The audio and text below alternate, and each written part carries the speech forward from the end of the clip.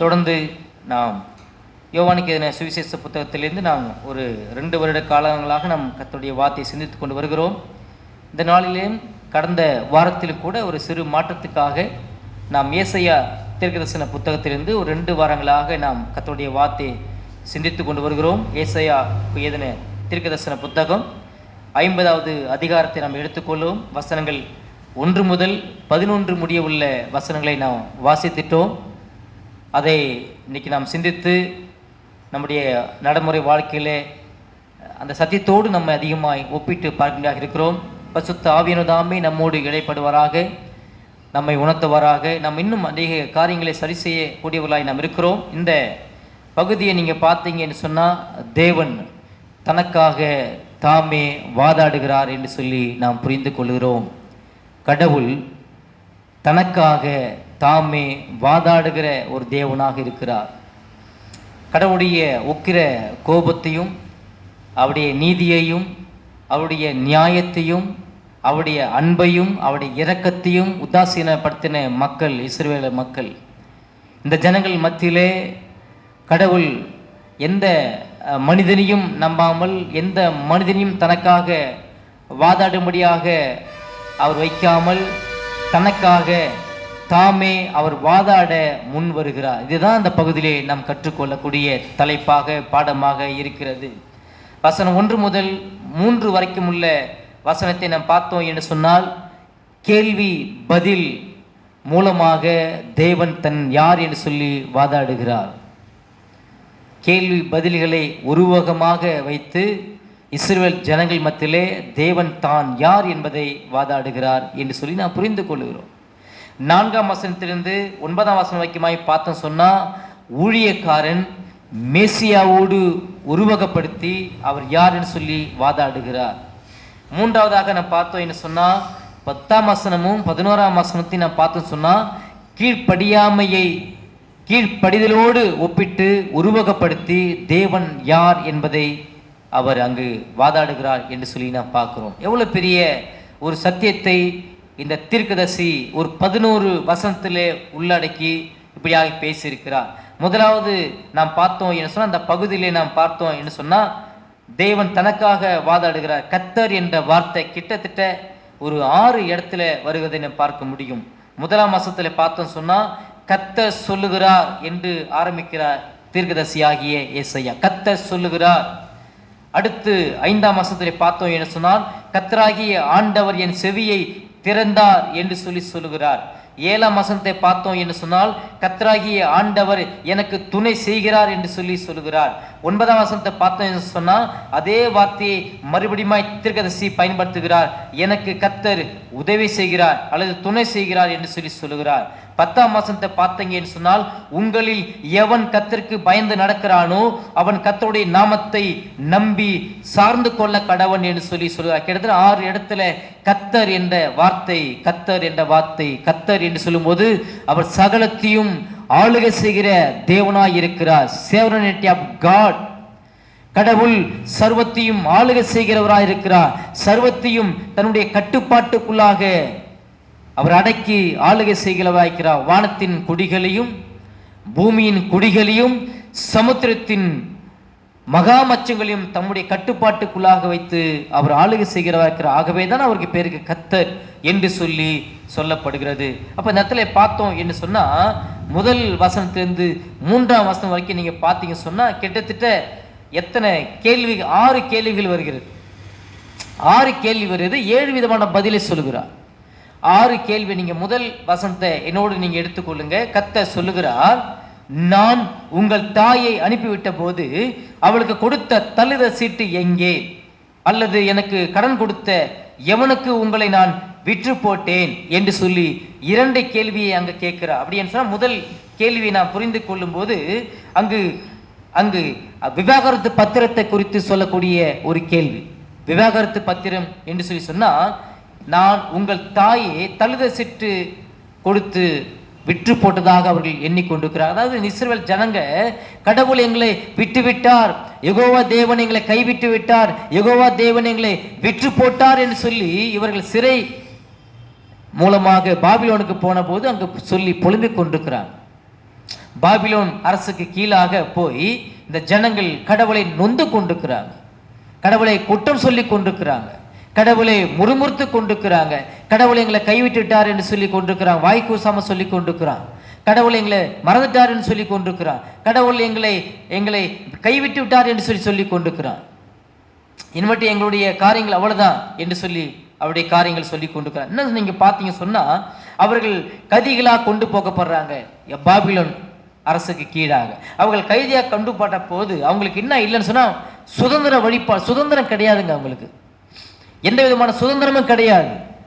சுதந்திரமா தேவனை ஆராதிக்க முடியாது, பலிகள் செலுத்த முடியாது, காணிக்கை செலுத்த முடியாது, சுதந்திரமாக அவர்கள் சொந்த பேச்சை பேச முடியாது, சொந்த மொழியை பேச முடியாது, இங்க சாப்பிட்ட சாப்பாடை சாப்பிட முடியாது அவங்களால. இதுதான் அவங்களுடைய உரிமை பறி போனதுன்னு சொல்லி பார்க்கிறோம். எவ்வளவு பெரிய ஒரு வருத்தமான காரியங்கள் இந்த பகுதி மூலமாக நான் புரிந்து கொள்கிறோம். அப்ப இஸ்ரவேல் ஜனங்கள் என்று சொல்லும்போது இங்க தாய் என்று சொல்லி உருவகமாக சொல்லுகிறார். அப்ப தாய் என்று சொல்லும் போது அது யாரை குறிக்கிறது, எப்படி அர்த்தம் புரிந்து கொள்கிறோம் என்று சொன்னால், சீயோனை அர்த்தப்படுத்துகிறது, இஸ்ரவேலை அர்த்தப்படுத்துகிறது, யூதாவை அர்த்தப்படுத்துகிறது, எருசலேமை அர்த்தப்படுத்துகிறது.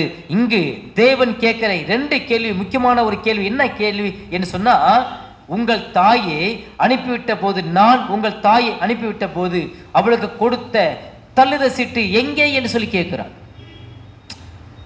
நீங்க தான் எனக்கு நான் கைவிட்டுட்டேன்னு சொல்றீங்கல்ல, யெகோவா தேவனை கைவிட்டுட்டான்னு சொல்றீங்க, எங்களை மறந்துட்டான்னு சொல்லி சொல்றீங்க. அப்படின்னு சொன்னா உங்களுக்கு நான் விவாகரத்து பத்திரம் கொடுத்துருப்பேன் இல்லையா, விவாகரத்து பத்திரம் எங்க?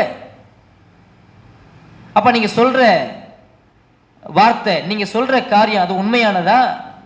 நீங்க சொல்ல வரக்கூடிய அந்த முறுமுறுப்பு, என் மேல வைக்கக்கூடிய குற்றச்சாட்டு, என் மேல படக்கூடிய கோபம் நியாயமானதா அப்படி சொல்லி கர்த்தர் இஸ்ரவேலரை பார்த்து கேட்கிறார். அப்ப இஸ்ரவேல் ஜனங்க மெய்யாலுமே கர்த்தர் தான் எங்களை தண்டிச்சாருன்னு சொல்லி கொண்டிருக்கிறார், கர்த்தர் தான் எங்களை கைவிட்டுட்டாருன்னு சொல்லி கொண்டிருக்கிறான், கர்த்தர் தான் இந்த சிறைக்கு நாங்கள் காரணம், கர்த்தர் தான் சொல்லி கொண்டிருக்கிறான். ஆனா ஆண்டவர் என்ன பதில் சொல்றாரு பாருங்க.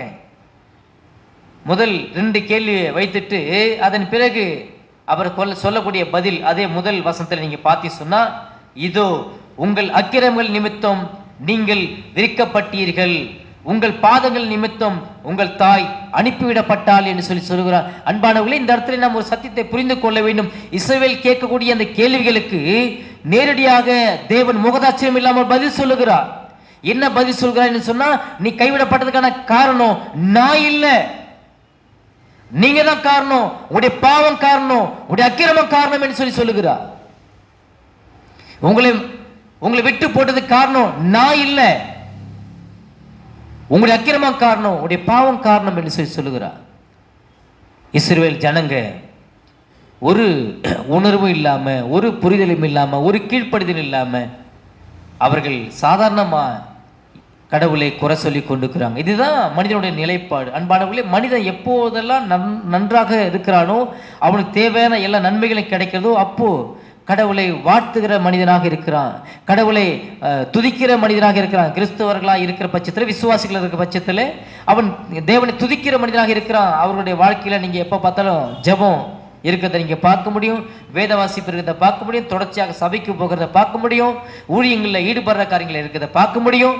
ஆனால் கடவுள் தன்னுடைய வாழ்க்கையில ஒரு குறைவை அனுமதித்தார் என்று சொல்லி அவனுக்கு எப்போ மனது வருகிறதோ அப்போ என்ன சொன்னா, எல்லாவற்றிலும் குறைவு வந்துகிறது, கடவுளை குறை சொல்கிற மனப்பான்மை வந்துகிறது, ஊழியம் செய்கிறது குறைந்து போடுகிறது, கொடுக்கிற காரியங்களில் குறைந்து போடுகிறது, அவருக்கு பிரியமாய் வாடுகிறதில்லை, வேத வாசிப்புகிறதில்லை, ஜெபம் பண்ணுகிறதில்லை, எல்லாமே குறைந்து விடுகிறது. சொல்லப்போனா கர்த்தரை மனிதன் எதிர்க்கக்கூடியவனாக இருக்கிறான். இதுதான் ரொம்ப ஒரு பரிதாபமான ஒரு காரியம்.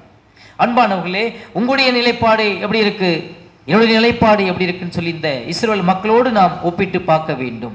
அநேக நேரங்களில் இஸ்ரவேல் மக்களை போலதான் நாம் என்ன செய்கிறோம்னு சொன்னா, கடவுளை குறை சொல்லி கொண்டிருக்கிறோம், அவரை குற்றம் சுமத்தி கொண்டிருக்கிறோம், அவரை குற்றம் சாட்டி கொண்டிருக்கிறோம்.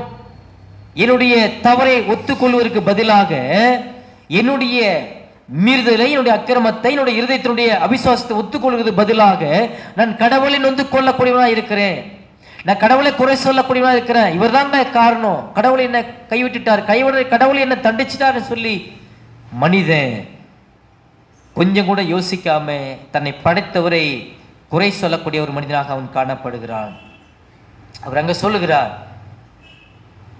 இதோ உங்கள் அக்கிரமங்கள் நிமித்தம் நீங்கள் விற்கப்பட்டீர்கள், உங்கள் பாதங்களின் நிமித்தம் உங்கள் தாய் அனுப்பிவிடப்பட்டால் நான் காரணம் அல்ல, அதை புரிந்து கொள்ள வேண்டும். அன்பானவர்களே, இன்றைக்கு மனிதனுடைய வாழ்க்கையிலே அனுபவிக்கக்கூடிய எந்த உபத்திரங்களாக இருந்தாலும், எந்த பாடுகளாக இருந்தாலும், அல்லது இழப்புகளாக இருந்தாலும், ஏன் மரணமே நடந்தாலும் கூட அதுக்கு காரணம் வேதம் சொல்லுகிறது கர்த்தர் ஆளுகிறார். அது உண்மைதான் ஒரு பக்கம், அதில் எந்த மாற்று கருத்து இல்லை. ஆனால் தண்டனை என்று சொல்லி வரும்போது, குறைவு என்று சொல்லி வரும்போது, அது மனிதனுடைய பாவத்தின் நிமித்தமாக, அக்கிரம நிமித்தமாக அதை அனுபவிக்கிறோம் என்பதை நாம் மறந்துவிடக்கூடாது, நானும் நீங்களும். எனவே நாம் உபத்திரப்படும் போது, நம் பாடுகளுக்குள்ளா கடந்து போகும்போது, கடவுளை குறை சொல்வதற்கு பதிலாக, சபையை குறை சொல்வதற்கு பதிலாக, சபையில் உள்ளவர்களை குறை சொல்வதற்கு பதிலாக இருக்கிறதை கடந்து என்னிடத்தில் என்ன குறைவு காணப்படுகிறது,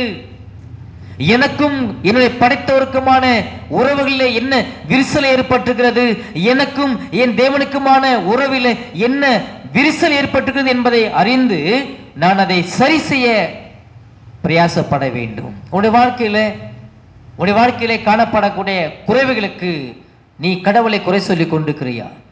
நீ கடவுளை குறை சொல்லக்கூடிய ஒரு மனிதனா இருப்பாய் என்று சொன்னா, இன்னமும் பாடுகளை பற்றிய அறிவும், பாடுகளை பற்றிய உபத்திரமும் உனக்கு விளங்கல, புரியல என்பதை நீ உணர்ந்து கொள்ள வேண்டும். இந்த இஸ்ரவேல் ஜனங்களைப் போல்தான் நீயும் நானும் இருந்து கொண்டிருக்கிறோம் என்பதில் மாற்று கருத்து கிடையாது. அப்ப இஸ்ரவேல் ஜனங்க இந்த இடத்துல நாம் பார்க்கும்போது, அவர்கள் தங்களை தேவன் கைவிட்டுட்டார் என்று சொல்லி ஒரே வரியில சொல்லி கொண்டிருக்கிறான். தேவன் எங்களை மறந்து விட்டார் என்று சொல்லி கொண்டிருக்கிறான். நாங்கள் பாபிலோனுக்கு சிறை கடத்தப்பட்டதுக்கான காரணம், நாடு கடத்தப்பட்டதுக்கான காரணம் கடவுள் என்பதை அவன் சொல்லிக் கொண்டிருக்கிறான். தவறான நிலைமையில விளங்கி கொண்டிருக்கிறான். ஆனா இந்த இடத்துல அவர் சொல்லக்கூடிய பதில், உங்கள் அக்கிரமங்கள் நிமித்தம் நீங்கள் நாடு கடத்தப்பட்டீர்கள், உங்கள் பாவங்களின் நிமித்தம் நீங்கள் விற்கப்பட்டீர்கள். நான் யாருக்கும் கடனாளி இல்லை, நான் யாருக்கிட்டையும் உங்களை அடமானம் வைக்கலன்னு சொல்லி ஆண்டவர் சொல்றார். இங்க சொல்லும் போது 2 பத்திரம், ஒன்று விவாகரத்து பத்திரம், இன்னும் ஒன்று கடன் பத்திரம். இந்த விவாகரத்து பத்திரமும் நான் காரணம் இல்லை, கடன் பத்திரத்துக்கு நான் காரணம் இல்லை. அதை முதல்ல புரிந்து கொள்ள வேண்டும் என்று சொல்லி தெளிவாக, நேரடியாக, முகதாட்சணியம் இல்லாமல் ஆண்டவர் நேரடியாக இங்க சொல்லுகிறார். கேள்வியும் அவரை கேட்டு பதிலும் அவரே கொடுக்கிறார். அடுத்து 2வது வசனத்துக்குள்ள நம்ம கடந்து வருவோம் என்று சொன்னா, 2வது வசனம் படிங்க யாராவது ஒருத்தர். நான் வந்தபோது ஒருவனும் இல்லாமற் போனது என்ன? அடுத்த 3வது கேள்வி, நான் கூப்பிட்ட போது மறு உத்தரவு கொடுக்க ஒருவனும் இல்லாமற் போனது என்ன என்று கேட்கிறார். அடுத்து, மீட்க கூடாதபடிக்கு என் கரம் குறுகிற்றோ, விடுவிக்கிறதற்கு என்னிடத்தில் பலன் இல்லாமற் போயிற்றோ, இதோ என் கண்டிதத்தினாலே கடலை வற்ற பண்ணி நதிகளை வெட்டாந்தரையாக்கி நீ போடுகிறேன். அவைகள் உள்ள மீன் தண்ணீர் இல்லாமல் தாகத்தால் செத்து நாறுகிறது என்று சொல்லி, அன்பானவர்களே, 2வது வசனத்துக்குள்ளாய் வரும்போது மீண்டும் 4 கேள்வி வைக்கிறார். முதலாவது கேள்வி 2 கேள்வி, 2 பதிலை அங்கு சொல்லி முடிக்கிறார்.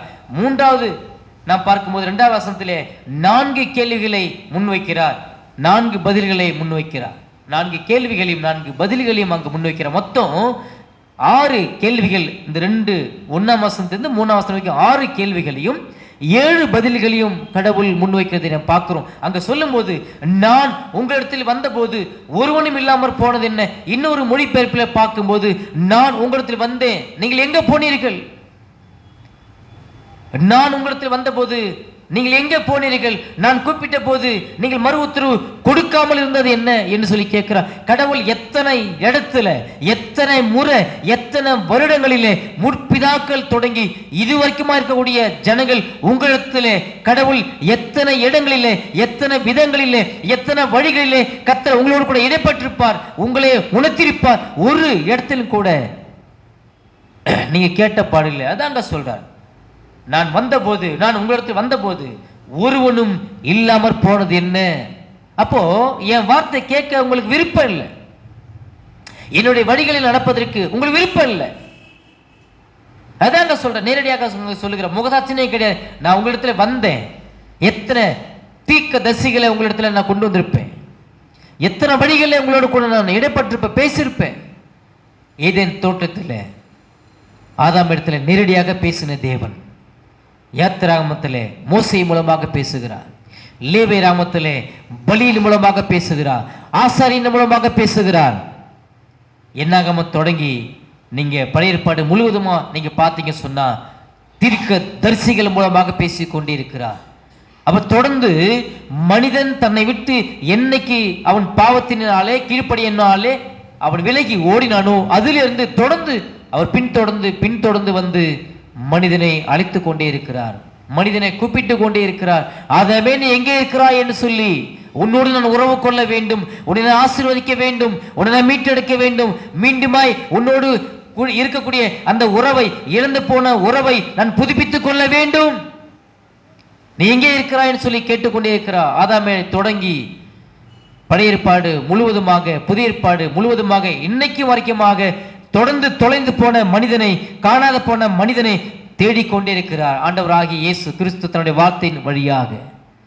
ஆனால் மனிதனுக்கு மனம் திரும்புவதற்கு விருப்பம் இல்லை, அப்படி வார்த்தையை கேட்பதற்கு விருப்பம் இல்லை, அப்படி வார்த்தையை செவிசாய்த்து கேட்பதற்கு விருப்பம் இல்லை, அவருடைய வார்த்தைக்கு இருதயத்தில் இடம் கொடுப்பதற்கு விருப்பம் இல்லை.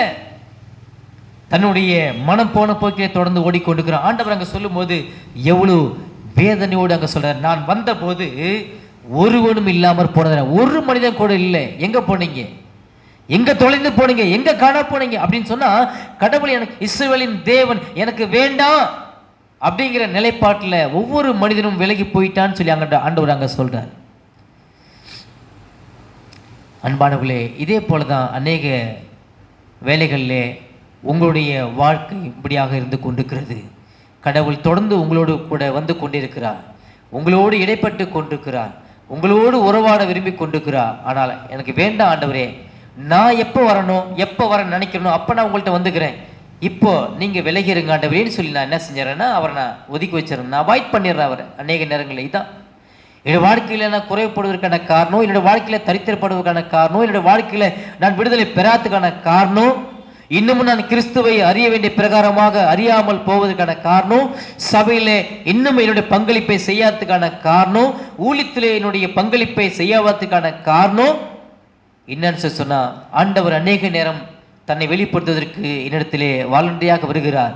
நான் என்ன செய்யறேன்னு சொன்னா, என்னுடைய அபிசுவாசத்தினாலே, என்னுடைய பெருமையினாலே, என்னுடைய அகந்தையினாலே கடவுள் வேண்டாம் என்று சொல்லி நான் என்ன செய்யறேன்னு சொன்னா ஒதுக்கி வைக்கிறேன். எவ்வளோ பெரிய ஒரு வருத்தமான ஒரு காரியம். ஆண்டவருடைய இருதயத்தை நீங்க பாருங்க, கடவுளுடைய இருதயம் இந்த இடத்துல உடைக்கப்படக்கூடிய நிலைமையிலே இருக்கிறது, தள்ளப்பட்டிருக்கு. யார் காரணம்?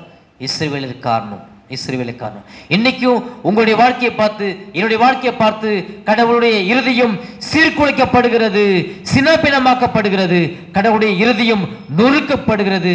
6ஆம் அதிகாரம் ஆதியாகம புத்தகத்திலே ஆண்டவர் சொல்லும் போது, மனிதனை படைத்ததற்காக அவர் விசனப்படுகிறார், மனிதனை பூமியில வைத்திருப்பதற்கு அவர் வருத்தப்படுகிறார், அவருடைய இருதயத்துக்கு அது விசனமா இருக்குது என்று சொல்லுகிறார். எவ்வளவு பெரிய ஒரு காரியம் இந்த இடத்துல பார்க்கிறோம். நான் வந்தபோது ஒருவனும் இல்லாமற் போனது என்ன, நான் கூப்பிட்ட போது மறு உத்தரவு கொடுக்க ஒருவனும் இல்லாமற் போனது. எவ்வளவு வருத்தங்க. ஒரு தகப்பனுடைய ஸ்தானத்தில் இருந்து நீங்க யோசிச்சு பாருங்க. ஒரு தகப்பன் தன் பிள்ளையை தொடர்ந்து கூப்பிட்டு கொண்டே இருக்கிறான், தொடர்ந்து எச்சரித்து கொண்டே இருக்கிறான். அந்த பிள்ளை எச்சரிப்பை கேட்காம, அந்த தகப்பனுடைய வார்த்தையை கேட்காம, தகப்பனுடைய சத்தத்தை கேட்காம தொடர்ந்து பாவத்திலும் நிர்வாசனத்திலும் போகும்போது தகப்பனுடைய இருதயம் இந்த இடத்துல எப்படி இருக்கும்? அதுதாங்க கடவுளுடைய இருதயம் இந்த இடத்துல மனிதனுடைய வாழ்க்கை நிமித்தமாக, இஸ்ரவேலுடைய துணிகரை நிமித்தமாக கடவுளுடைய இருதயம் இங்கு உடைக்கப்பட்டிருக்கிறது. ஒரு தேவ மனிதன் இப்படியா சொல்கிறார். என்ன சொல்றாருன்னு சொன்னா, கடவுளுடைய இருதயத்தை நீங்க பார்க்கணும் அப்படின்னு சொன்னா, தீர்க்க தரிசன புத்தகத்தை பார்த்தீங்க சொன்னா நீங்க கடவுளுடைய இருதயத்தை நீங்க பார்க்க முடியும். கடவுளுடைய இருதயம் எவ்வளவு பாதிக்கப்பட்டிருக்கிறது என்று சொல்லியும், எவ்வளவு வியாகுலப்படுகிறது என்று சொல்லியும், மனித நிமித்தமாக கடவுளுடைய இருதயம் எவ்வளவு அங்கு உடைக்கப்பட்டிருக்கிறது என்பதையும் பெரிய தீர்க்க தரிசன புத்தகம் 12, சிறிய தீர்க்க தரிசன புத்தகத்தை நீங்க படிப்பீர் என்று சொன்னா கடவுளுடைய இருதயத்தை நீங்கள் பார்க்க முடியும். மனிதனுடைய இருதயம் எவ்வளவு பொல்லாப்பானது, எவ்வளவு துணிகரமானது, எவ்வளவு கேடுபாடானது என்பதை நீங்கள் பார்க்க வேண்டுமானால் நீங்கள் ராஜாக்கள் புத்தகத்தை பாருங்கன்னு சொல்லி சொல்கிறார். ராஜாக்கள் புத்தகத்தை பார்க்கும்போது என்ன நடக்குதுங்க? மனிதனுடைய நிர்வசரமான இருதயத்தை பார்க்க முடியும். தீர்க்க தரிசன புத்தகத்தை பார்க்கும்போது கடவுளுடைய அளவற்ற, கர்த்தருடைய அளவற்ற கிருபையை நீங்கள் பார்க்க முடியும். கர்த்தருடைய அளவற்ற இரக்கத்தை நீங்கள் பார்க்க முடியும். கர்த்தருடைய அளவற்ற மீட்பை நீங்கள் பார்க்க முடியும். கர்த்தருடைய அளவற்ற மன்னிப்பை நீங்கள் பார்க்க முடியும். தீர்க்க தரிசன புத்தகத்தை நீங்கள் பார்க்கும்போது அன்பானவர்களே, எனக்கு சாதகமானதை மாத்திரம் எடுத்துக்கொள்வது, கர்த்தருடைய இருதயத்தை நாம் பார்க்க நான் வேண்டுமானால் தீர்க்க தரிசன புத்தகத்தை அதிகமாய் இந்த நாட்களில் நான் படிக்க வேண்டும். அங்கே ஆண்டவர் அங்கே சொல்லி 2 கேள்வியை எழுப்பி 3வது கேள்வியை அங்கே சொல்லுகிறார். என்ன சொல்கிறாருன்னு சொல்லி பார்த்தீங்க சொன்னால், மீட்க கூடாதபடிக்கு என் கரம் குறுகிற்றோ, விடுவிக்கிறதுக்கு என்னிடத்தில் பலன் இல்லாமற் போயிற்றோ, இதோ என் கண்டிதத்தினாலே கடலை வற்ற பண்ணி நதிகளை வெட்டாந்தரையாக்கி போடுகிறேன். அவைகளில் உள்ள மீன் தண்ணீர் இல்லாமல் தாகத்தால் செத்து நாறுகின்றது என்று சொல்லி இங்கு முடிக்கிறார். அன்பானவர்கள், இங்கு சொல்லும்போது நான் மீட்க கூடாதபடிக்கு என் கரம் குறுகி போகலை அப்படிங்கிறத இங்கே எவ்வளோ வேதனையோடு அங்கே சொல்கிறா தெரியுமா? இப்போ இவ்வளோ, அப்போது நீங்கள் யோசிச்சு பாருங்கள், எகிப்திலிருந்து 12 லட்சத்துக்கு மேலே ஜனங்கள் கர்த்தரை வழிநடத்தி கொண்டு வருகிறார், மோசே மூலமாக, ஆரோன் மூலமாக. அப்போது அவர்களுக்கு செங்கடல் எதிரடியாக இருக்கிறது, செங்கடல் வழி கொடுக்கல. அந்த நேரத்தில் மோசே ஆண்டவரை நோக்கி பார்க்குறான், ஆண்டவரே இந்த ஜனங்களை வழிநடத்த நான் வேண்டும், இப்போ எங்களுக்கு எதிரியாக இருக்கிறது, செங்கடல் இருந்து கொண்டிருக்குது, பின்னால் பார்வோனுடைய சேனை வந்து கொண்டிருக்குது, நாங்கள் என்ன செய்யறது? ஜெபம் பண்ணிட்டு நீ கோலை செங்கடலை மேல் நீட்டுன்னு சொல்லி ஆண்டவர் சொல்கிறார். சொன்ன மாத்திரமே அங்கே நடக்குது. அவர்களுக்கு அது வழியை பிளந்து கொடுக்கிறது. 2 கரையாக அந்த தண்ணி வெள்ளமானது நிற்கிறது, கடல் தண்ணியானது நிற்கிறது. அதில் வெட்டாத நடந்து போகிறது போல ஜனங்கள் போனதாக பார்க்குறோம். அங்கு அந்த சம்பவத்தை நினைப்படுத்துகிறார், அந்த சம்பவத்தை நினைப்படுத்துகிறார். எனக்கு வல்லமை இல்லாத போயிடுச்சா, என்னுடைய கை குறுகி போயிடுச்சா, எனக்கு பலன் இல்லையா, எனக்கு வல்லமை இல்லையா? எப்படி ஒப்பிடுறான் பாருங்க. மனிதன் தன்னை படைத்த கடவுள் வரலாற்றில் எவ்வளோ பெரிய சம்பவத்தை செய்து முடித்திருக்கிறார், எவ்வளோ பெரிய அற்புதங்களையும் அடையாளங்களும் செய்து முடித்திருக்கிறார். இஸ்ரவேல் ஜனங்களை மீட்டெடுப்பதற்கு எகிப்திலே அவர் நடத்தின அற்புதங்கள் 10 வாதைகள் எவ்வளோ பெரிய வரலாற்றில் எந்த இடத்திலும் எந்த மதத்திலும் சொல்லப்படாத நிகழ்வுகள், அற்புதங்கள், அடையாளங்கள் அங்கே செய்யப்பட்டுகிறது. இதெல்லாம் கேட்டுக்கிற நீ, இதெல்லாம் படித்திருக்கிற நீ, இந்த தேவன் வல்லமை உள்ளவர் என்பதை நீ மறந்து போனது என்ன? இந்த தேவனுக்கு ரட்சிக்கப்படக்கூடாதபடிக்கு அவருடைய கரம் குறுகி போயிருக்கிறது என்பதை நீ அவரை அற்பமாக நினைக்கிறது என்ன என்பதை இங்கே பார்த்து மிக வேதனையோடு கூட கேட்கிறார். ரொம்ப சந்தோஷமா கேட்கிறார். நினைச்சிட்டீங்களா இந்த பகுதியில்? இல்லை, அவர் சந்தோஷமா கேட்கல. 1ஆம் வசனம் தொடங்கி 3ஆம் வசனம் வரைக்குமாக அப்படி இருதயத்தினுடைய குமுறல், அப்படி இருதயத்தில் இருக்கக்கூடிய பாரத்தை, வியாகுலத்தை இந்த இடத்துல கொட்டி தீர்த்து கொண்டிருக்கிறார். ஆகவே தான் பார்த்தோம், தேவன் தனக்கு தாமே வாதாடுகிறார் என்று சொல்லி இந்த பொருள் தலைப்பில் என்ன பார்த்தோம். திறப்பின் வாயில் நிற்கிறார், திறப்பின் வாயில் நின்று பார்க்கிறார், யாரும் இல்லை. ஆகவே ஒருவனையும் காண என்று சொல்லி வேதம் சொல்கிறது. திறப்பின் வாயில் நின்று ஜெபிப்பதற்கு, ஜனங்களை வழிநடத்துவதற்கு, ஜனங்களை ரட்சிப்பின் அண்டையிலே வழிநடத்துவதற்கு நான் திறப்பின் வாயிலே நின்று நான் தேடுகிறேன், ஒருவனையும் நான் காணேன் என்று சொன்ன காலகட்டத்தில் கடந்து வந்து கடவுள் இந்த இடத்துல தனக்கு தாமே வாதாடுகிறார், வழக்காடுகிறார். நாம் ஏசாயா 1ஆம் அதிகாரத்திலே 18ஆம் வசனத்திலே பார்க்கிறோம்.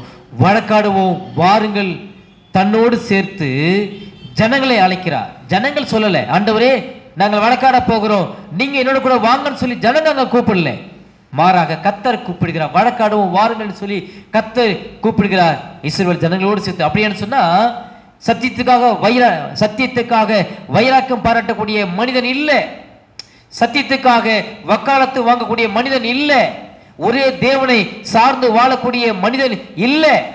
ஆகவேதான் வழக்காடுவோம் வாருங்கள் என்று சொல்லி கர்த்தர் இஸ்ரவேல் ஜனங்களை தன்னோடு கூட சேர்த்து அவர் அழைக்கிறார். இங்கு எவ்வளோ வேதனையோடு சொல்கிறார். என்ன சொல்கிறார்?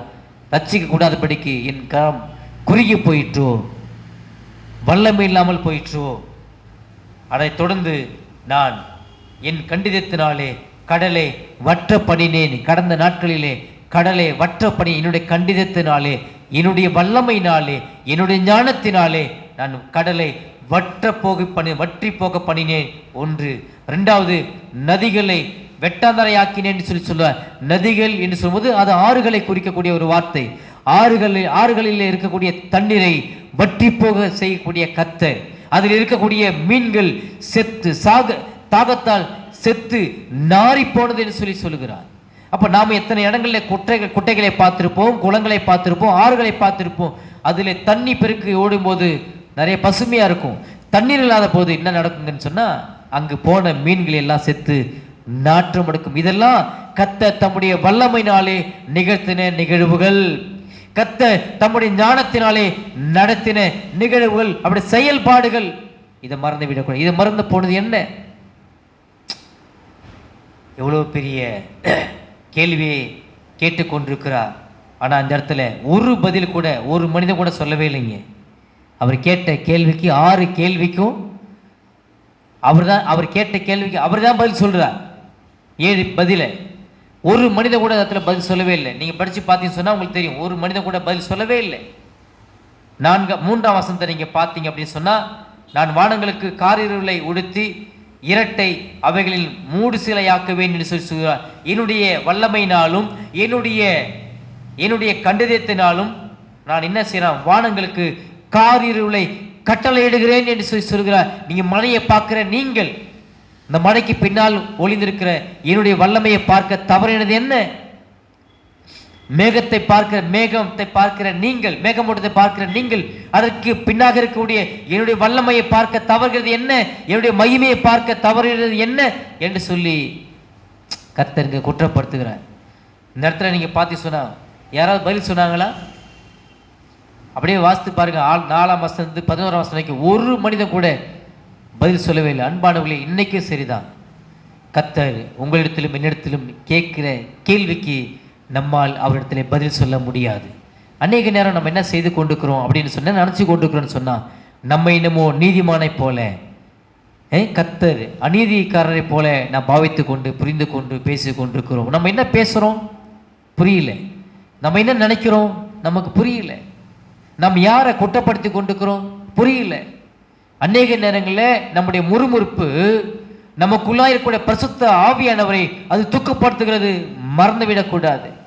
நாம் கவனக்குறைவாய் இருக்கும்போது, வேத வாசிப்பை நாம் கவனக்குறைவாய் வாசிக்கும் போது பரிசுத்த ஆவியானவர் துக்கப்படுகிறார்.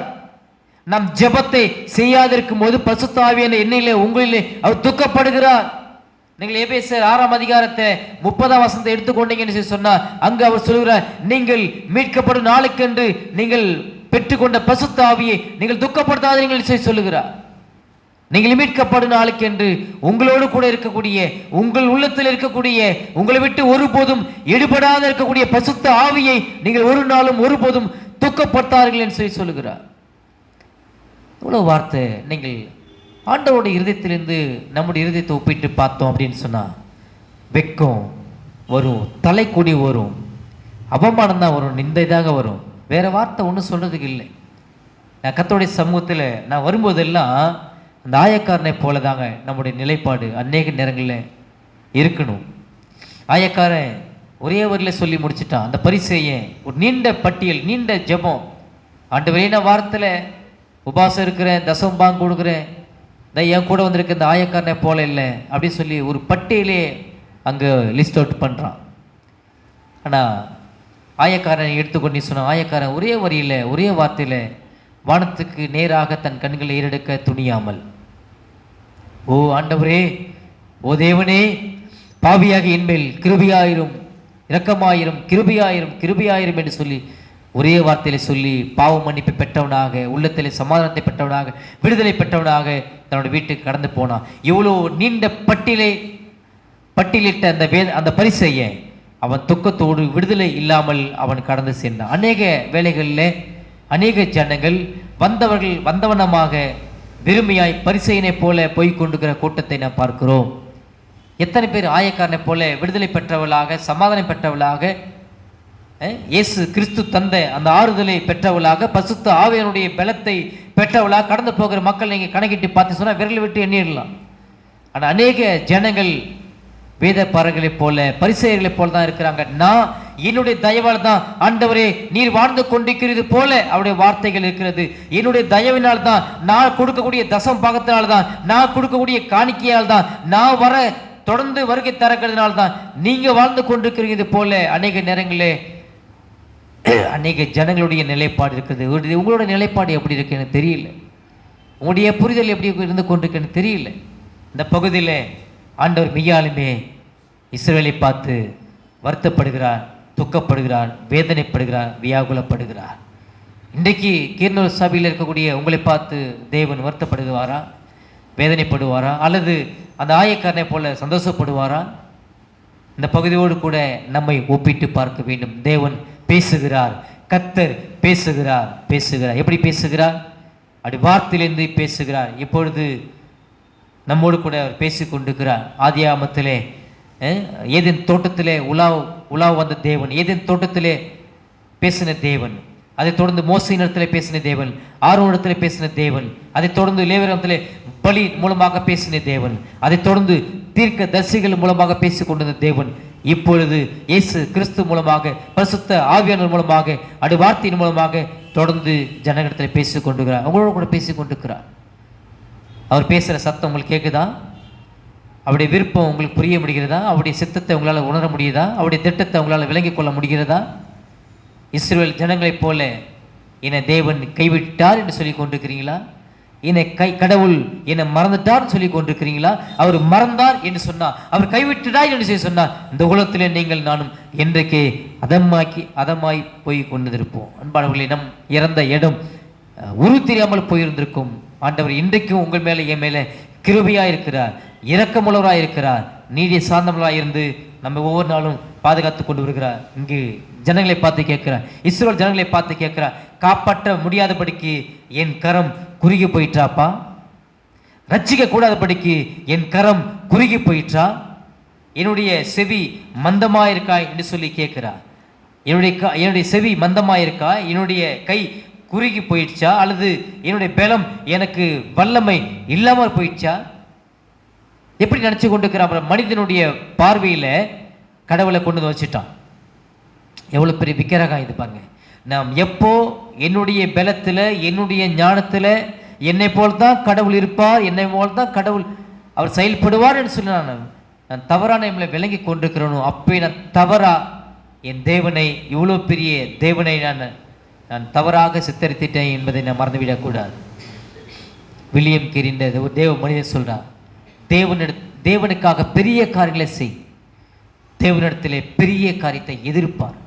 தேவனுக்காக பெரிய காரியங்களை நீ செய்துவிட்டு, ஆண்டவரே இதை நான் உம்முடைய நாமத்தை நிமித்தமாக, உம்முடைய ராஜ்யத்தை நிமித்தமாக செய்திருக்கிறேன், ஆண்டவரே உம்மிடத்திலிருந்து எனக்கு பெரிய காரியங்கள் நீங்கள் கொடுங்க ஆண்டவரே என்று சொல்லி உரிமையோடு, ஒரு அப்பா தான் பிள்ளைகிட்ட, ஒரு மகன் தான் அப்பாட்ட கேட்குற அந்த உரிமையோடு கேளுன்னு சொல்லி அந்த தேவ மனிதன் இப்படியா நம்ம கற்றுக் கொடுக்கிறார். இந்த பகுதியிலே நாம் 3ஆம் வசனம் வரைக்குமாய் நாம் படித்து புரிந்து கொண்டோம். கர்த்தர் ஒருபோதும் ஒருவரையும் கைவிடவில்லை. இதுதான் நடைமுறை பாடமாக இருக்கிறது. கர்த்தர் ஒருவரையும் ஒருபோதும் கைவிடவில்லை. கர்த்தர் ஒருவரையும் ஒருபோதும் அவர் விற்று போடவில்லை. மனிதன் பாவத்தின் நிமித்தமாக விற்று போடப்பட்டிருக்கிறான். மனிதனுடைய அக்கிரமத்தின் நிமித்தமாக அவன் கைவிடப்பட்டிருக்கிறான். இதுதான் உண்மை. வேற எதுவும் நம்ம மாற்றி யோசிக்க முடியாது. இலங்கை வாழ்ந்த மக்கள் கடந்த நாட்களிலே அவர்கள் அவ்வளோ பெரிய கோபத்துக்கு ஆளானாங்க, அவ்வளோ பெரிய தண்டனைக்கு ஆளாங்க. அவர்களை காட்டிலும் நம்ம நல்லவர்களா? அவர்களை பாட்டும் நாங்கள பரிசுத்தவான்களா? அன்பானவர்கள் இல்லை.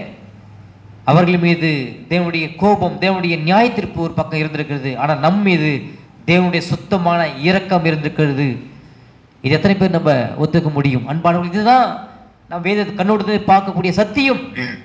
அந்த ஜனங்கள் மீது ஒரு கரம் தேவனுடைய கோபம் இருந்து தண்டிக்கிறது, ஒரு பக்கம் தேவனுடைய கோபம் இருந்து நியாய்ந்திருக்கிறது. ஆனால் இன்னொரு பக்கம், இன்னொரு கரம் நம்மை ஆற்றுகிறது, நம்மை தேற்றுகிறது, நம்மை இரக்கத்தாலே பாதுகாக்கிறது. இதுதாங்க தேவனுடைய இருதயமாகிய காரியம், சத்தியம். 4ஆம் வசனத்திலிருந்து நாம் படித்து புரிந்து கொள்ளும்போது அதிலே ஊழியக்காரனை மேசியாவோடு ஒப்பிட்டு அங்கு வாதாடுகிறார். முதல் 3 வசனத்திலே கேள்வி பதிலை உருவகப்படுத்தி தனக்காக தாமே வாதாடுகிறார். கேள்வியை உருவாக்கி பதிலையும் கொடுத்து அதை தேவன் தான் ஒருவர் இருக்கிறார் என்பதையும் அவர் வாதாடுகிறார் என்று சொல்லி நாம் புரிந்து கொண்டோம். இரண்டாவது காரியமாக நாம் பார்க்கும்போது ஊழியக்காரனை ஒரு மேசியாவோடு உருவகப்படுத்தி ஒப்புமைப்படுத்தி அங்கே பேசுகிறார். இந்த இடத்துல தீர்க்கதரிசி யாரை குறித்து சொல்லுகிறான்னு சொன்னால், தீர்க்கதரிசியினுடைய வாழ்க்கையில் நடந்த அந்த ஊழியத்தினுடைய மேன்மைகளை குறித்து மேசியாவோடு கூட ஒப்பிட்டு இங்கே சொல்லுகிறார். இந்த ஊழியக்காரனை குறித்து இங்கே சொல்லும்போது, இளைப்படைந்தவனுக்கு சமயத்துக்கு ஏற்ற வார்த்தை சொல்ல நான் அறியும்படிக்கு கர்த்தராகிய ஆண்டவர் எனக்கு கல்விமானின் நாவை தந்தருளினார். காலைதோறும் என்னை எழுப்புகிறார். கற்றுக்கொள்கிறவர்களைப் போல நான் கேட்கும்படி என் செவியை கவனிக்க செய்கிறார். இத்தீர்க்கதரிசி யாரை குறித்து சொல்கிறார் என்று சொன்னால், தன்னுடைய வாழ்வோடு சேர்ந்து இந்த சத்தியத்தை நம் மேசியாவோடு, வரப்போகிற மேசியாவோடு ஒப்பிட்டு நாம் புரிந்து கொள்கிறோம். ஒரு மேசியாவுடைய பணியை முன் அடையாளமாக இந்த தீர்க்கதரிசி சொல்லியிருக்கிறான். ஒரு ஊழியக்காரனுடைய வேலை என்ன அப்படின்னு சொன்னால், இளைப்படைந்தவனுக்கு ஏற்ற வேலையிலே ஏற்ற வார்த்தையை தருதாங்க ஒரு ஊழியக்காரனுடைய வேலை. இந்த பகுதியில் 4ஆம் வசனத்திலிருந்து சொல்கிறார், இளைப்படைந்தவனுக்கு சமயத்திற்கேற்ற வார்த்தை சொல்ல நான் அறியும்படிக்கு கர்த்தராகிய ஆண்டவர் எனக்கு கல்விமானின் நாவை தந்தருளினார் என்று சொல்லி இங்க சொல்கிறார். அப்போ ஏசாயா தீர்க்கதரிசி இங்க மேல கண்ட இந்த ஜனங்களுடைய கேள்விகள், இந்த ஜனங்களுடைய புலம்பல்கள், இந்த ஜனங்களுடைய அவல நிலையங்கள்லாம் நீங்க பார்த்து, இப்ப என்னால் எப்படி சும்மா இருக்க முடியும்? இவர்களை பார்த்து கொண்டு இவர்களிடத்திலே கர்த்தருடைய வார்த்தை சொல்லி இவர்களை உற்சாகப்படுத்தாமல் எப்படியாக இருக்க முடியும்? கர்த்தருடைய சமூகத்திலே இவரை கொண்டு வந்து சேர்க்காமல் நிறுத்தாமல் என்னால் எப்படி வேடிக்கை பார்த்து கொண்டிருக்க முடியும் என்று சொல்லி கடவுளுடைய இருதயத்திலிருந்து இந்த ஊழியக்காரனுடைய இருதயம் மாற்றப்படுகிறது. இப்படிப்பட்ட வார்த்தைகள் இந்த இடத்துல ஆவியானவர் எழுதி வைத்திருக்கிறார். அப்போ இந்த ஜனங்களை உணர்த்தும்படியாகவும், இந்த ஜனங்களை எச்சரிக்கும்படியாகவும், இந்த ஜனங்களை மறுபடியுமாய் சீர் பொருந்து பண்ணும்படியாகவும், கடவுளோடு மறுபடியுமாய் கொண்டு வந்து நிறுத்தும்படியாகவும் இவன் இங்க என்ன நாவை கடவுள் கொடுத்து, கல்வியமான நாவை எனக்கு கொடுத்திருக்கிறார் என்று சொல்லி சொல்லுகிறார். ஒரு ஊழியக்காரன் ராத்திரி முழுவதுமாக கர்த்தருடைய கிருபையிலே அவன் பாதுகாக்கப்பட்டவனாக, அவன் காலையிலே எழுந்த உடனே கர்த்தருடைய கிருபையை கண்டு துதிக்கிறவனாக, அவருக்கு நன்றி சொல்லுகிறவனாக, ஜனங்களை சென்று தம்முடைய வார்த்தையை கர்த்தருடைய வார்த்தையிலிருந்து அவன் அறிவிக்கிறவனாக, அந்த ஜனங்களை உற்சாகப்படுத்துகிறவனாக, அந்த ஜனங்களை கர்த்தருடைய சமூகத்தை வழிநடத்தக்கூடியவனாக, அவன் பரலோகத்து நேராக வழிநடத்தக்கூடியவனாக அவன் இருக்கிறான் என்று சொல்லி இங்க சொல்லுகிறார். ஆனால் அப்படி சொல்லக்கூடிய அந்த ஊழியக்காரனுக்கு ஜனங்கள் கொடுக்கக்கூடிய வெகுமதி என்ன தெரியுங்களா? ஜனங்களுக்கு கொடுக்கக்கூடிய பாராட்டு என்ன தெரியுமா? 6ஆம் மாசத்தை சொல்லுகிறான், அடிக்கிறவர்களுக்கு என் முதுகையும் தாடை மயிரை பிடுங்கிறவர்களுக்கு என் தாடைகளையும் ஒப்பு கொடுத்தேன், அவமானத்துக்கும் உமிழ்நீருக்கும் என் முகத்தை மறைக்கவில்லை என்று சொல்லி சொல்கிறான். இந்த ஜனங்களிடத்துல யெகோவா தேவன் சொன்ன அந்த செய்தியை கொண்டு சென்ற போது இவனுக்கு கிடைத்த வெகுமதி என்ன தெரியுமா? இவனுக்கு கொடுத்த தண்டனை என்ன தெரியுமா? இவனை கன்னத்தில் அறைந்தது, இவனுடைய முகத்தை காரி துப்பினது, தாடி மயிரை பிடித்து இழுத்தது. இவர்கள் இவ்வளோ அவமானமும் இவ்வளோ நிந்தனையும் இந்த ஏசாயா தீர்க்கதரிசிகளை கொடுத்திருக்கிறாங்க இஸ்ரவேல் ஜனங்க. இதான் ஆண்டவர் 2ஆம் வசனம் சொல்றார், நான் வந்தபோது ஒருவனும் இல்லையே, இல்லாமல் போனது என்ன? எங்க ஓடி போனீங்க? எங்க ஓடி ஒளிஞ்சு கொண்டீங்கன்னு சொல்லி கேட்டார் இல்லையா? அது இதுதான் அர்த்தம். அப்ப ஏசாயா தீர்க்கதரிசி எத்தனை இடத்துல வந்திருப்பான் உங்களை சந்திப்பதற்கு, எத்தனை நேரங்கள்ல உங்களை சந்தித்திருப்பான், என்னுடைய வார்த்தையை எடுத்துக்கொண்டு வந்திருப்பான் உங்களிடத்துல. ஆனா அவர்களுக்கு கொடுத்த தண்டனை என்ன தெரியுமா? அவனை கன்னத்திலே அறைந்தது, உமிழ்நீர் அவனுடைய முகத்திலே காரி துப்புனது. எவ்வளவு அவமானம் தெரியுமா? அதாவது ஒரு மனிதனை அடிக்கிறதை விட இந்த எச்சு துப்புறான் பாருங்க, அதை விட அவமானம் உலகத்தில் வேற எதுவும் இருக்க முடியாது. அன்பானவர்களே, இந்த ஏசாயா தீர்க்கதரிசி கர்த்தருடைய வார்த்தையை எடுத்து ஒரு கழுதையை மாதிரி சுமந்து கொண்டு அந்த ஜனங்கள் மத்தியில் பேசி சொல்றதுக்காக, எச்சரிப்பதற்காக, கர்த்தருடைய ஜனங்களை மறுபடியும் சேர்த்துக்கொள்வதற்காக அவன் போறான். அவன் போறப்போ அந்த ஜனங்க அவனை காரி துப்புறான், முகத்துல கன்னத்தில் அறையிறான், அப்படி தாடி பிடிச்சி இழுக்கிறான். எவ்வளோ அவமானப்படுத்தணுமோ அவ்வளோ அவமானப்படுத்துறான். ஆனா 6ஆம் மாசம் சொல்றான், அடிக்கிறவளுக்கு என் முதுகையும் தாடை மயிரை பிடுங்கிறவளுக்கு என் தாடைகளையும் ஒப்பு கொடுத்தேன், அவமானத்துக்கும் உமிழ்நீருக்கும் என் முகத்தை நான் மறைக்கவில்லை என்று சொல்லி சொல்கிறான். எவ்வளோ பெரிய தியாகம் இந்த ஏசாயா தீர்க்கதரிசி, இந்த ஊழியக்காரன், இந்த கர்த்தருடைய மனிதனுக்கு எவ்வளோ பெரிய தியாகம். இந்த தியாகம் எப்படி வந்தது, யாரால் வந்ததுன்னு சொன்னா இவன் வேதத்தில் சொல்லப்பட்ட இந்த திரியேக தேவனை அறிந்திருக்கிறதுனால்தான். இந்த வேதத்தில் சொல்லப்பட்ட இந்த தேவனை, இந்த கிறிஸ்துவை, இந்த பரிசுத்த ஆவியானவரை அவன் அறிந்திருக்கிறதுனாலே இவ்வளவு பெரிய தியாகமும், இவ்வளவு பெரிய சகிப்புத்தன்மையும், இவ்வளவு பெரிய பொறுமையும் அவன் நேரத்திலே சந்திக்கிறான். அன்பானவர்களே, உங்களுடைய என்னுடைய வாழ்க்கையிலே விசுவாசியாக இருந்தாலும் சரி, அல்லது ஊழியக்காரர்களாக இருந்தாலும் சரி, நம்முடைய வாழ்க்கையில இந்த ஏசையாவுடைய பாடம் மிக ஒரு உன்னதமான ஒரு பாடமாக இருக்கிறது. இந்த ஏசையா கண்ட இந்த நிந்தையும் அவமானமும் நீங்கள் ஆண்டவர் இயேசு கிறிஸ்துவோடு கூட நீங்கள் ஒப்பிட்டு பார்க்க முடியும். அவரை பிலாத்துவிடத்திலே கொண்டு போய் ஒரு ராத்திரி முழுவதுமாய் அவரை சித்திரவதைப்படுத்துகிறார்கள். ஏறக்குறைய 40 அடி சவுக்காலியே அவரை அடிக்கிறார்கள். 40 அடி, கிட்டத்தட்ட ஒரு அடி அடிக்கும்போது அப்படியே முதுகில் இருக்கிற கறியெல்லாம் பிச்சுக்கிட்டு வெளில வரும். அவ்வளோ வேதனை. அந்த சாட்டையில் முள் பின்னப்பட்டிருக்கும். அவ்வளோ வேகத்தோட ஒரு சேவகம் அடிப்பான். சரீரத்தில் இருக்கிற கறியெல்லாம் பிச்சுக்கிட்டு வெளியே வரும். ரத்தமும் சதையும் வெளியே வரும். ஏறக்குறைய 39லேருந்து 40 அடி வரைக்கும் யூதர்களுடைய முறைமையின்படி தண்டனை வழங்குவார்கள். அப்போ இயேசுவை ராத்திரி முழுவதுமாக சித்திரவதைப்படுத்தினார்கள். அதை தொடர்ந்து நீங்கள் பார்த்தீங்க சொன்னால் ஒரு மூர்க்கினிடத்தை சுட்டி அவருடைய தலையில் வைத்து அமிழ்த்தி, ஒரு சிகப்பு அங்கியை உடுத்தி, ஒரு கோலை அவருடைய கையில் கொடுத்து, யூதருடைய ராஜாவே நீர் வாழ்க என்று சொல்லி அவருக்கு முன்பாக முழங்கால் படியிட்டு அவரை பரியாசம் பண்ணும் வகையிலே, அவரை கேலி செய்யும் வகையிலே என்ன செய்கிறான் அப்படின்னு சொல்லி சொன்னான். அங்கு ஓங்கி தலையிலே அடிக்கிறான். அது மட்டுமா, அப்படி முகத்தில் காரி துப்புறான். ஏசையா தீர்க்கதரிசி எத்தனை பேர் துப்புனான்னு சொல்லி தெரியல. ஆனால் அந்த பிலாத்துனுடைய அரண்மனையில், காய்பாவுடைய அரண்மனையில் இயேசுவினுடைய முகத்தில் எத்தனை பேர், அங்கிருந்த சேவகர்கள் அத்தனை பேர் துப்பியிருக்கிறான். அத்தனை பேர் துப்பியிருக்கிறான். எவ்வளோ அவமானம், எவ்வளோ நிந்தனை. பாவியினுடைய வலியே ஆண்டவராக இயேசு கிறிஸ்து தம்முடைய முகத்திலே சுமக்கிறார், தம்முடைய தலையிலே சுமக்கிறார், தம்முடைய இருதயத்திலே சுமக்கிறார், தம்முடைய சரீரம் முழுவதுமாக சுமக்கிறார். கைகளிலும் கால்களிலும் ஆணியால் துளைக்கப்பட்டு அவமான கோலத்தோடு கூட வானத்துக்கும் பூமிக்கும் அவர் நிர்வாண கோலத்திலே நின்று கொண்டிருக்கிறார். இதற்காக என்ன சொன்னால், பாவியாகிய உன்னும் என்னையும் மீட்பதற்காக, பாவியாகிய என்னையும் உன்னையும் கர்த்தருடைய சமூகத்திலே பிதாவோடு சேர்ப்பதற்காக இவ்வளவு பெரிய அவமானத்தையும் இவ்வளவு பெரிய நிந்தையையும் அவர் ஏற்றுக்கொண்டார் என்று சொல்லி பார்க்கிறோம். அன்பானவர்களே, இந்த பகுதியிலே நாம் ஏசாயா தீர்க்கதரிசியை மாத்திரம் படித்துவிட்டு நாம் புரிந்து கொள்ள முடியாது. இந்த பகுதியோடு கூட சேர்ந்து நாம் இயேசு கிறிஸ்துவனுடைய சிலுவை மரணத்தை நான் ஒப்பிட்டு புரிந்து கொள்ளும்போது தான் எனக்கும் உங்களுக்கும் மெய்யான விடுதலையும் சமாதானமும் இந்த பகுதியிலிருந்து ஆண்டவர் கொடுக்கிறவராயிருக்கிறார். 7ஆம் வசனத்தில் சொல்கிறார், கர்த்தராகிய ஆண்டவர் எனக்கு துணை செய்கிறார். இவ்வளோ அவமானத்துக்கு மத்தியிலும், இவ்வளோ இடர்பாடுகளுக்கு மத்தியிலும், இவ்வளோ உபத்திரவங்களுக்கு மத்தியிலும், இவ்வளோ நிந்தனைக்கு மத்தியிலும் நான் சகித்து நின்று கொண்டிருப்பான காரணம் என்ன? கர்த்தர் என்னோடு கூட இருக்கிறார். கர்த்தராகிய ஆண்டவர் என்னோடு கூட இருக்கிறார். இந்த பாடுகளை சகித்து கொண்டு போவதற்கு ஆன பலனை எனக்குள்ள கொடுக்கிறார், கிருபைகளை எனக்குள்ள கொடுக்கிறார் என்று சொல்லி ஏசாயா தீர்க்கதரிசி சொல்றான். கர்த்தராகிய ஆண்டவர் எனக்கு துணை செய்கிறார், ஆகையால் நான் வெட்கப்படேன், நான் வெட்கப்பட்டு போவதில்லை என்று அறிந்திருக்கிறேன். ஆதலால் என் முகத்தை கற்பாறையை போலாக்கினேன். எவ்வளோ அடினாலும் அடித்துக் கொள்ளுங்க, எவ்வளோ துப்பணுமோ துப்பிக் கொள்ளுங்க, என்னுடைய தாடி மயிரை பிடித்து இழுத்து எவ்வளோ அவமானப்படுத்தணுமோ நீங்கள் அடித்துக் கொள்ளுங்க. ஆனா ஒண்ணு மட்டும், கர்த்தராகிய ஆண்டவர் என்னோட கூட இருக்கிறார். நான் தனியா இல்லை, கர்த்தராகிய ஆண்டவர் என்னோட கூட இருக்கிறார். அதே ஆண்டவராக இயேசு கிறிஸ்து நீங்க பார்த்தீங்க சொன்னா, பிதாவானால் முற்றிலுமாய் பிதாவானால் கைவிடப்பட்டவராய் எல்லா பாடுகளையும் தாமே அவர் ஏற்றுக்கொண்டிருந்தார்னு சொல்லி பார்க்கிறோம்.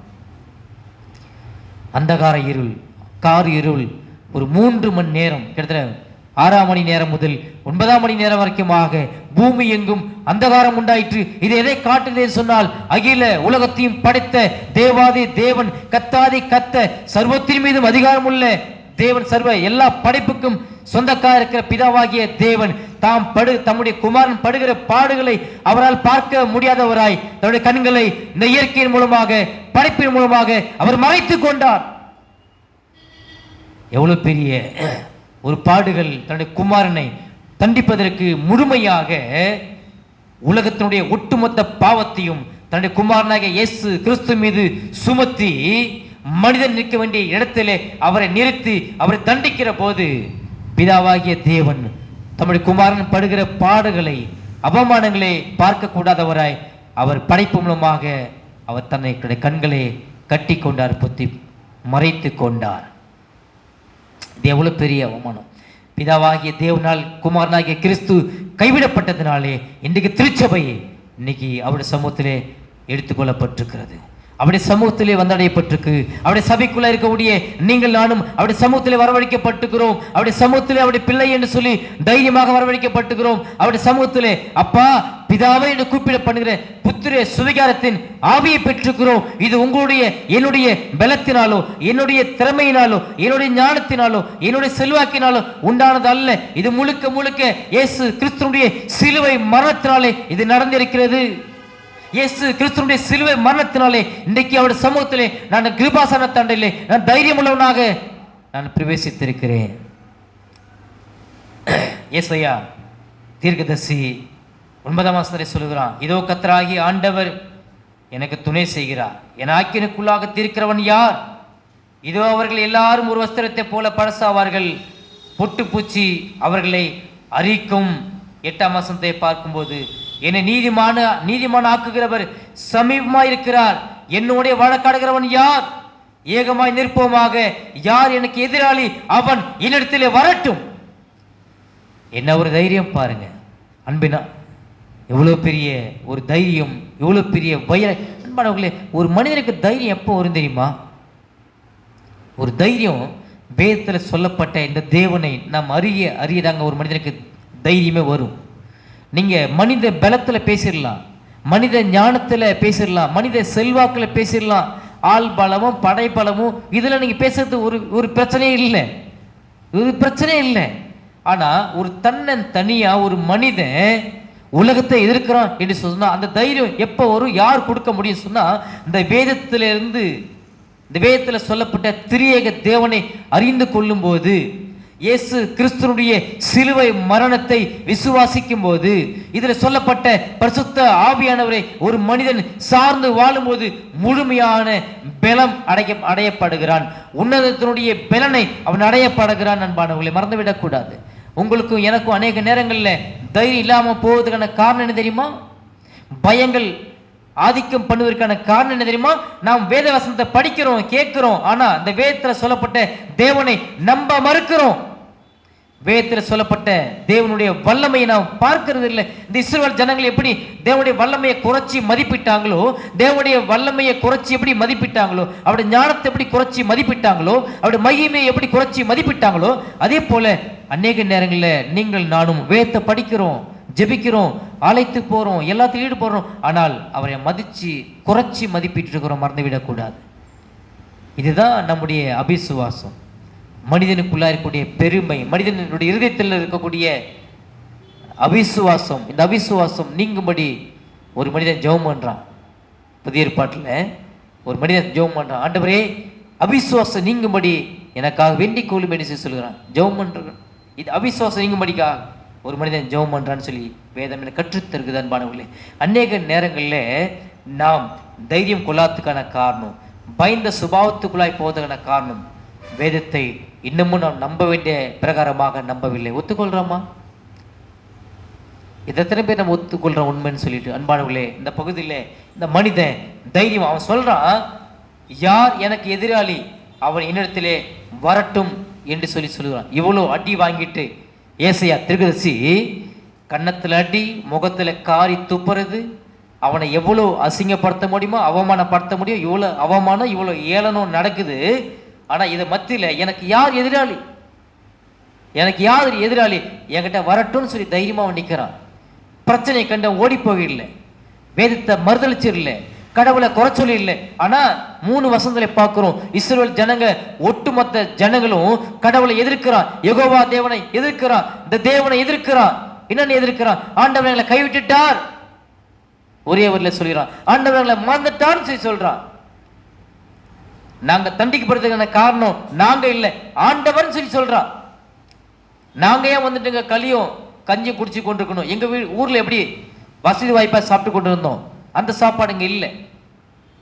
எங்களோட சொந்த மொழி என்னால் பேச முடியல, சுதந்திரமா தேவனை வழிபட முடியல, ஆராதிக்கப்பட முடியல, அவருடைய வார்த்தையை மற்றும் பேச முடியல. ஆராதனை முறையில் ஜபாலயம் கிடையாது, அங்க தீர்க்கதரிசி கிடையாது, ஆசாரியம் கிடையாது. இவ்வளவு கஷ்டம் நாங்க ஏன் அனுபவிக்கணும்? தன்னை நொந்து கொள்வதற்கு பதிலா, தன்னுடைய தவறை உணர்ந்து கடவுள் சமூகத்தை சேர்த்துக் கொள்வதற்கு பதிலா இவன் கர்த்தரை குறை சொல்லி கொண்டிருக்கிறான். ஆகவேதாங்க சொல்றாரு, நான் உன்னை விட்டு போடலப்பா, நான் உன்னை விட்டு போடல. அடுத்தது விவாகரத்து பத்திரம் நான் உனக்கு கொடுக்கல. விவாகரத்து பத்திரம் கொடுத்தா என்ன தெரியுமா அர்த்தம்? எனக்கும் உனக்கும் எந்த சம்பந்தம் இல்லைன்னு அர்த்தம். விவாகரத்து பத்திரம் நான் கொடுத்தனா, தள்ளுத சீட் நான் கொடுத்தனான்னு சொல்லி கேட்குறேன்.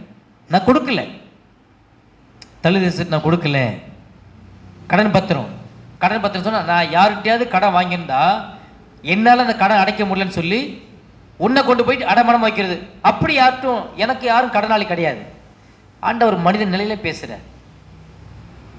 மனித நிலையிலே பேசுகிற. புரியல, இன்னமும் உட்காந்து புலம்பிட்டு உட்காந்து. ஒரு மனிதங்க முழு இஸ்ரவேலும் இஸ்ரவேல் தேவனை எதிர்க்கிறது, இஸ்ரவேல் தேவனுக்கு எதிராக பேசி கொண்டிருக்கிறான். ஆனால் ஒரு மனிதன் அவன் தைரியமுள்ளவனாக, கடவுளுடைய பலத்தை பெற்று கொண்டவனாக, கடவுளுடைய கிருபையை சார்ந்து கொண்டவனாக, இவன் கர்த்தருக்காக, கர்த்தருடைய வேதத்துக்காக நின்று கொண்டிருக்கிறான். யார் எனக்கு எதிராளி?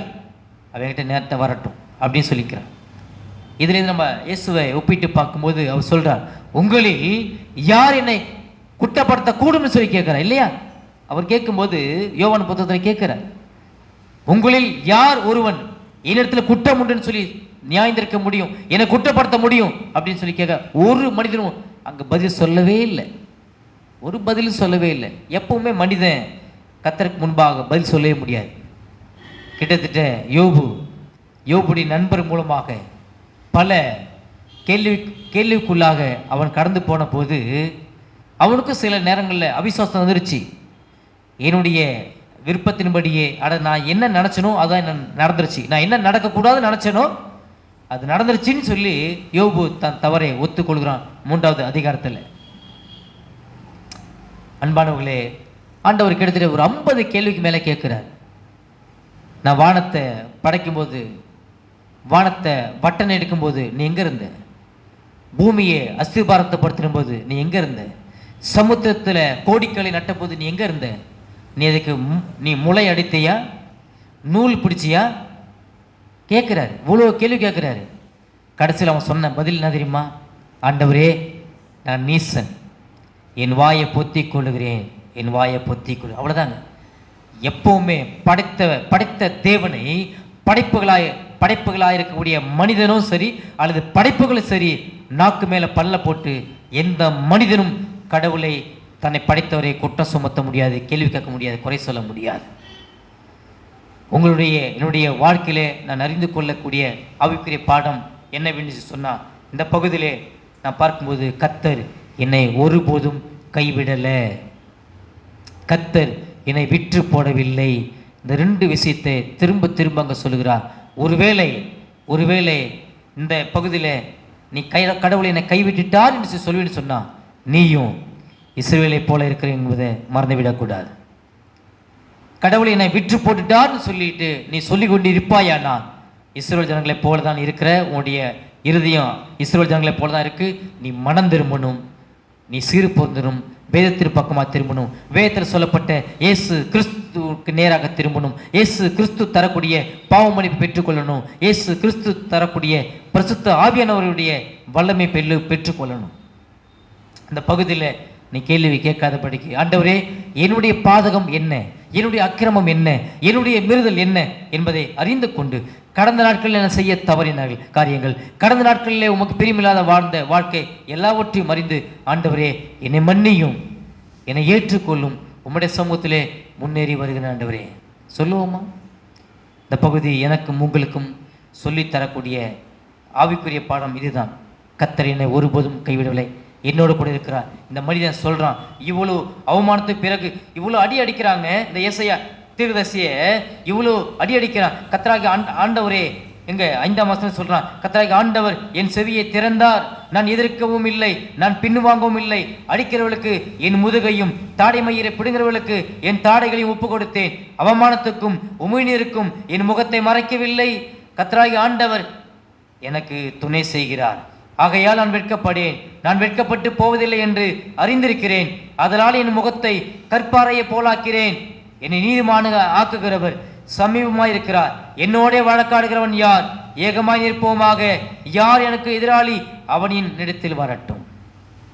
இந்த மனிதன் எவ்வளோ தைரியமுள்ளவனாக, கர்த்தருடைய கிருபை சார்ந்தவனாக, கர்த்தருடைய இரக்கத்தை நம்புகிறவனாக, கர்த்தரை கேள்வி கேட்காதவனாக, கடவுளிடத்திலே முறுமுறுக்காத மனிதனாக அவன் கடவுள் சமூகத்திலே முன்னேறி போகிறான். அவன் தன்னோடு சேர்ந்து அந்த மக்களையும் சேர்த்து சொல்கிறான், ஏகமாய் நிற்போமாக. நாம் எல்லாரும் இந்த ஒரே தேவனை வணங்கக்கூடியவர்கள், நாம் எல்லாரும் உருவம் இல்லாத தேவனை வணங்கக்கூடியவர்கள்.